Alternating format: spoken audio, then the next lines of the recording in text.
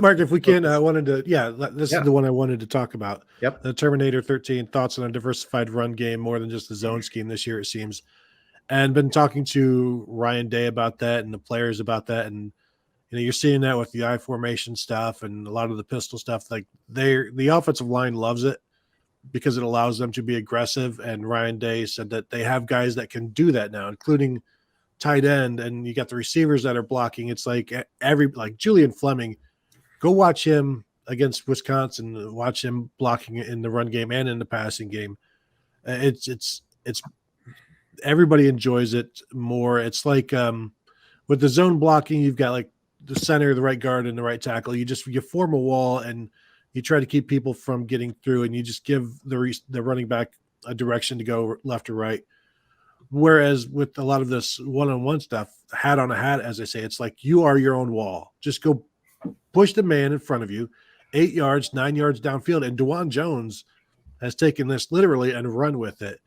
And so, they're having a lot of fun with that. And again, we looked in the past about, the running out of the shotgun and the zone read looked at as never a zone read.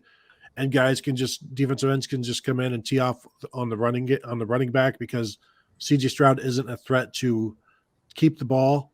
They're finding different ways to run the ball this year. And, I was tracking it against Toledo. I think they ran the ball out of the shotgun like 4 times. And one of those was a keeper by CJ Stroud. They're doing it in many different ways this year. So defenses can't just tee off on them or sit back or not sit back, but just, run after the running backs, knowing where the game is going to be, because they don't this year.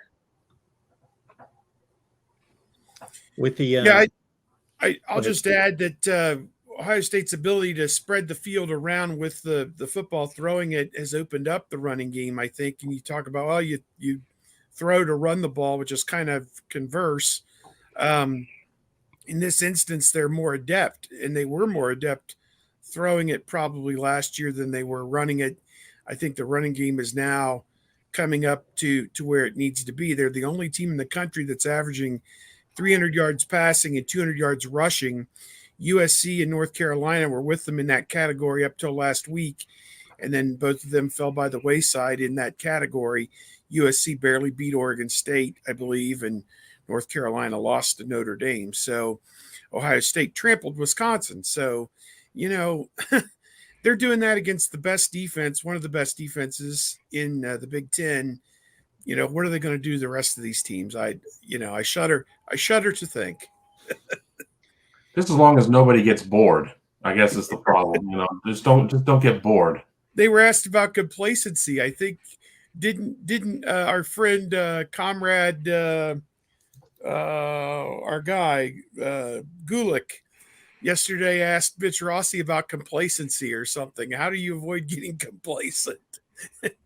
We play a game every 7 days, and what the hell? We'll try and give it our best effort every 7 days, and we'll just see what the hell happens at the end of the year. Yeah, well, there's a lot of punchlines for defensive preparation over the next 2 weeks with Rutgers and Iowa lined up. That's for sure. Well, there's the trip against to Michigan State with that outstanding running game of the Spartans. Well, yeah, I guess we got. It wasn't just the running back. What the heck happened there? I don't know. That's terrible. It's bad there, and I'm not sure. There's no quick turnaround because there's nobody in the portal right now that they can go get like they did last year. And how much of Mel Tucker's $95 million should go to Kenneth Walker III? Should it be $80 million? How much does he deserve of that? Pretty much all of it. Yeah. Turns out a lot of it. Sure looks like it. Because hope you got a big signing bonus with that. I was impressed with 2 players that played against Washington when I watched that game, and that was Peyton Thorne, because he was running for his life, and he made about as many plays as you could possibly make. I don't care what the stats were. He got beat up in that game, and he was running for his life and still made a ton of plays to somewhat keep them in the game. And then Keon Coleman, the wide receiver, was usually on the other end of most of those plays. Otherwise, in the trenches, they got obliterated. Of course, their secondary got obliterated. And I just thought they would bounce back against Minnesota and make it a game, and they just showed to be that bad.